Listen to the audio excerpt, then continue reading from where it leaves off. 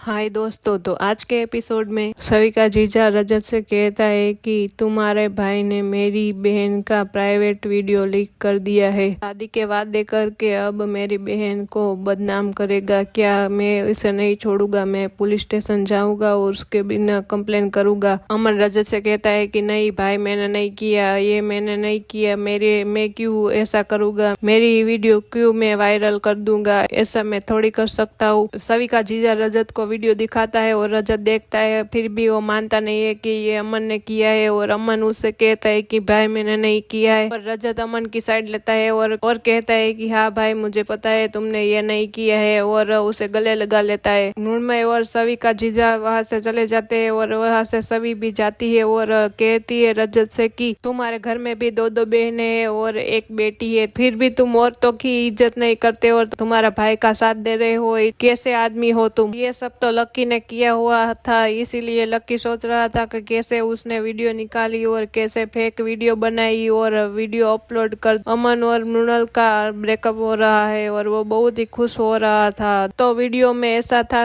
अमन मृणाल को प्रपोज कर रहा था कि तुम मेरे साथ शादी करोगी, और उसका फेक वीडियो बनाकर लक्की ने वायरल कर दिया और उसके दोस्तों को भी बताया और उसके दोस्तों कहते हैं कि वाह तुमने क्या वीडियो बनाया है। दूसरी ओर आज ही कोर्ट की हियरिंग होती है और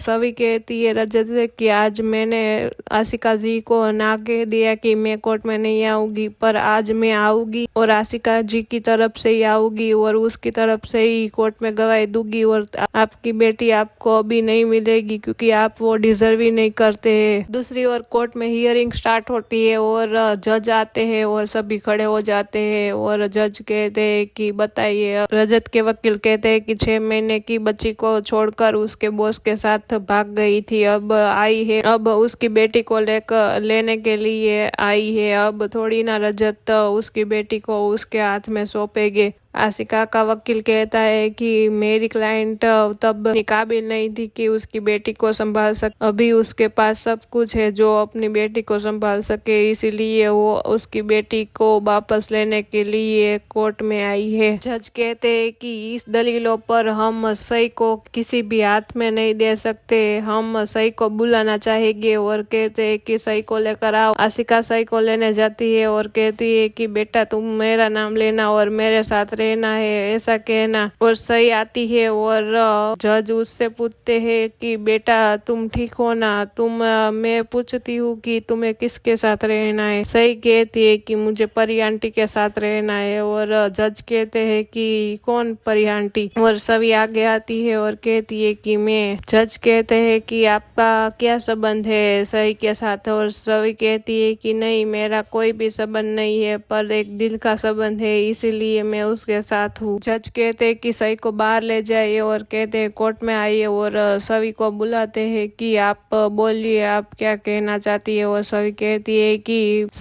है कि मुझे लगता है कि उसे माँ और पापा का प्यार नहीं मिला है और मेरे साथ वो बहुत ही खुश है, वो मेरे साथ होती है तब मुझे ऐसा लगता है कि मुझे किसी की जरूरत नहीं है, और मुझे इतना महसूस हो रहा है सही मेरा सब कुछ है और सही के लिए मैं कुछ भी कर सकती हूँ, वो मेरे साथ होती है तो मुझे पूरा महसूस होता है और मुझे बहुत अच्छा लगता है। मैं दिल से यही प्रार्थना करूंगी कि वो जहाँ भी रहे खुश, वो जो भी डिजर्व करती है वो उसे सब कुछ मिले। मुझे लगा था कि मेरा उसके साथ कोई बॉन्ड नहीं है, पर अचानक मुझे याद आया कि मेरी माँ का नाम भी सही ही था। उसे मैं जब तकलीफ में देखती हूँ तब मैं किसी भी जगह होती हूँ मैं उसके पास पहुँच जाती हूँ। पता नहीं पापा कैसे ये करते, मुझे लगता है कि सही के साथ में बॉन्ड तो है ही। ये सब सुनकर जज कहते हैं कि अब थोड़ा टाइम चाहिए और अगली बार सही का भी जजमेंट लेना पड़ेगा, और अगली हियरिंग 1 मंथ के बाद होगी। और